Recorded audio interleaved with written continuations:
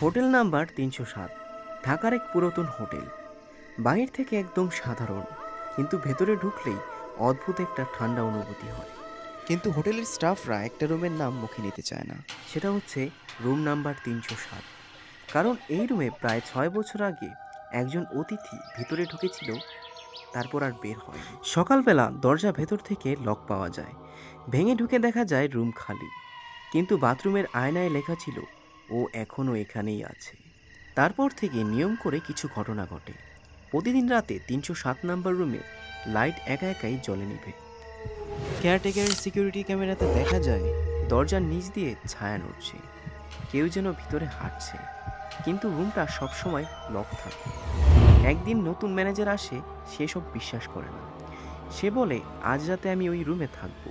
স্টাফরা তাকে থামাতে চায়, কিন্তু সে স্টাফদের কথা শোনে না। তারপর রাত তখন ১টা বাজে, সব স্বাভাবিক ছিল।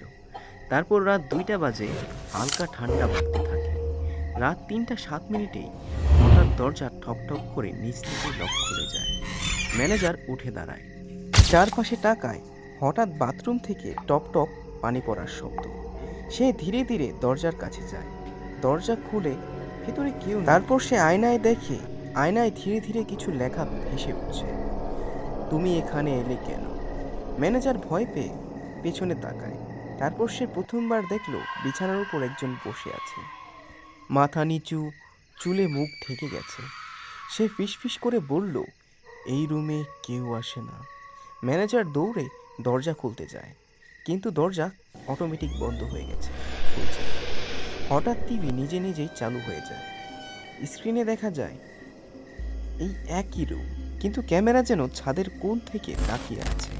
স্ক্রিনে দেখা যায় ম্যানেজার দাঁড়িয়ে আছে, ঠিক তার পেছনে একটা মেয়ে এক দৃষ্টিতে তার দিকে তাকিয়ে আছে।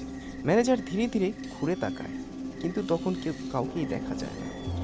আবার টিভির দিকে তাকায়, তারপর সে দেখতে পায় মেয়েটা যেন কিছুর দিকে এক দৃষ্টিতে তাকিয়ে আছে। তারপর স্ক্রিন হঠাৎ ব্ল্যাক হয়ে যায়। একটা লেখা ভেসে ওঠে, রুম নাম্বার 307 ইজ অকুপাইড। পরের দিন সকালে স্টাফরা দরজা ভেঙে ঢোকে, দেখে রুম খালি, কিন্তু এবার বাথরুমের আয়নায় নতুন লেখা, আমরা এখন দুজন। আর টিভি স্ক্রিনে দেখা যাচ্ছে দুজন মানুষ আটকে পড়েছে, চিৎকার চেঁচামেচি করছে বের হওয়ার জন্য। আসল ঘটনা হলো, রুম নাম্বার 307-এর বহু বছর আগে একটি মেয়ে পরিবারের সাথে রাগ করে সেই রুমে আত্মহত্যা করে মারা যায়। তারপর থেকে সেই রুমের মধ্যে যেই ঢুকে সে আর জীবিত ফিরে আসতে পারে না। আর হোটেল কর্তৃপক্ষ এই ঘটনাটিকে থামাচাপা দেওয়ার জন্য মেয়েটিকে পাশের জঙ্গলেই পুঁতে রাখে। আর তারপর থেকেই শুরু হয় রুম নাম্বার 307-এর ভৌতিক কাণ্ড। তো বন্ধুরা, আজকের ভিডিওটি এই পর্যন্তই। যদি ভিডিওটি ভালো লাগে একটি লাইক অবশ্যই দিবেন, আর আমার চ্যানেলটি সাবস্ক্রাইব করতে ভুলবেন না এরকম মজার মজার ভৌতিক কার্টুন দেখার জন্য। ধন্যবাদ।